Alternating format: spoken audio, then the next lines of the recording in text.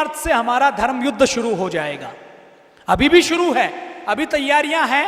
1 मार्च से रणभूमि में हम उतर जाएंगे। हमारे लिए रणभूमि होगी एक एक घर में जाना, एक एक घर में जाकर योग की शक्ति से, अध्यात्म की शक्ति से विश्व को अवगत करवाने के लिए, योग महोत्सव के लिए लोगों को घरों से बाहर निकालना। और एक बार जब हम लोगों को योग के लिए घरों से बाहर निकाल लेंगे तो आने वाले समय में हम वोट डालने के लिए भी लोगों को बाहर निकाल लेंगे। तो अगला जो चरण है, दूसरा चरण, वो 1 मार्च से शुरू होगा और 16 मार्च तक तहसील स्तर पर जो योग सप्ताह मनाया जाएगा और जिले स्तर पर 23 मार्च को जो इकट्ठा योग महोत्सव मनाया जाएगा, उसके लिए घर घर जाकर हम शुरुआत करेंगे।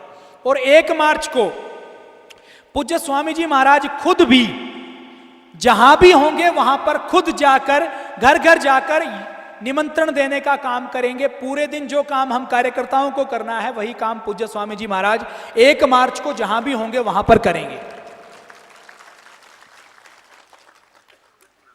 घर घर जाते हुए हमें एक बात का ध्यान रखना है, जब हम घर घर जाएं तो हमारे गले में हमारा अंगवस्त्र बैज, आपने जो सिर के ऊपर पट्टी बनवाई है इसके ऊपर हम बात कर लेंगे इसको रखना है कि नहीं रखना।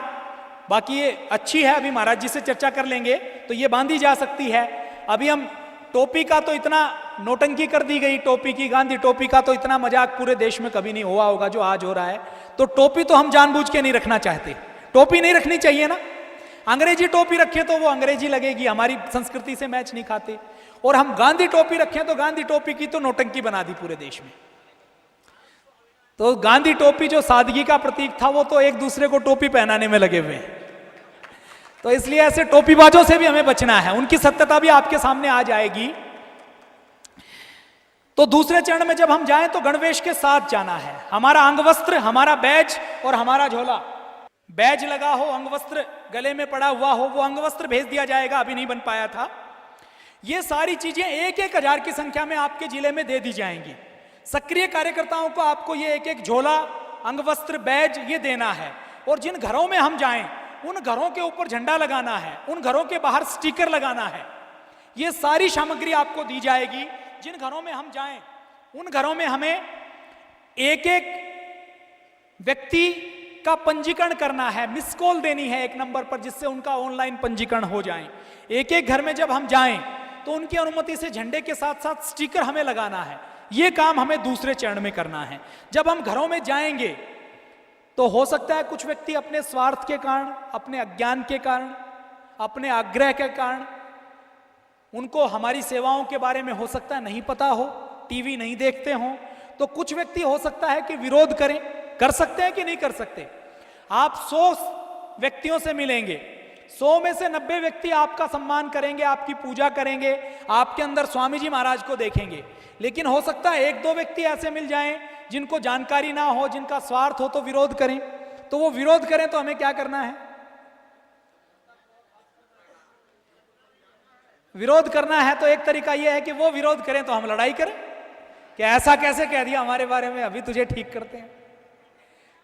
जब हम किसी के घर में जाएं तो विरोध करें तो झगड़ा नहीं करना, विनम्रता पूर्वक उसको 10 मिनट तक अपनी बात कहने का अवसर देना है और 10 मिनट तक हाथ जोड़कर खड़े रहें कि जी मैं सुन रहा हूं आपकी बात, मैं सुन रहा हूं, आप अपनी बात कहिए, उसके बाद मैं उत्तर देता हूं।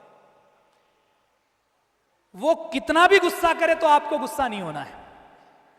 और जब वो अपनी 10 मिनट में बात कह ले तो उसके बाद हाथ जोड़कर कहना है कि भाई साहब मैंने आपकी पूरी बात सुनी, अब थोड़ी सी 5 मिनट का समय आप अपने कीमती समय में से दे दीजिए, मैं कुछ चीजें आपकी जानकारी में डालना चाहता हूं जो शायद आपको अब तक पता नहीं लग पाई। तो बिना अहंकार के हमें अपनी बात रखनी है, अपनी सेवाओं के बारे में रखना है। आपने अपनी बात रख दी, फिर भी वो नहीं मान रहा है तो भी कोई बात नहीं, तो भी हाथ जोड़कर यही कहना है, कोई बात नहीं भाई साहब, आप आस्था टीवी देखें, आपके परिवार में किसी को कोई रोग है, हमारी कोई भी सेवा की आवश्यकता आपको है, हम आपके कुछ भी काम आ सकते हैं, चाहे हम कितने भी बुरे सही, तो भी हम आपके काम आना पसंद करेंगे, हम आपका सहयोग करना चाहेंगे, तो भी विनम्रता से उत्तर देकर उसको निकलना है। हमें विरोध में भी काम करना सीखना है। महर्षि दयानंद ने जब 18वीं शताब्दी में वेद का प्रचार प्रसार शुरू किया था तो आपको पता है उनका कितना विरोध हुआ था। कीचड़ फेंका गया, गालियां दी गई, प्रताड़ित किया गया। नकली महर्षि दयानंद बनाकर मुंह काला करके गधे पर बिठाकर भी घुमाया गया।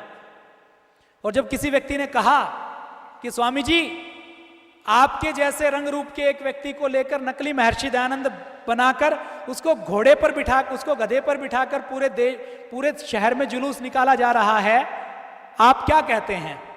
तो महर्षि दयानंद ने हंसकर उतना होने के बाद भी ये कहा कि वो नकली दयानंद है, नकली दयानंद के साथ तो ऐसा ही होगा। तो हमें विरोध में भी काम करना सीखना है। कितना भी विरोध हो हमें अपनी बात पर अडिग रहना है, सिद्धांतों पर अडिग रहना है, लेकिन विनम्रता नहीं छोड़नी। महर्षि दयानंद को 17 बार जहर दिया गया, लेकिन वो अपने वेद के सिद्धांत से कभी पीछे नहीं हुए।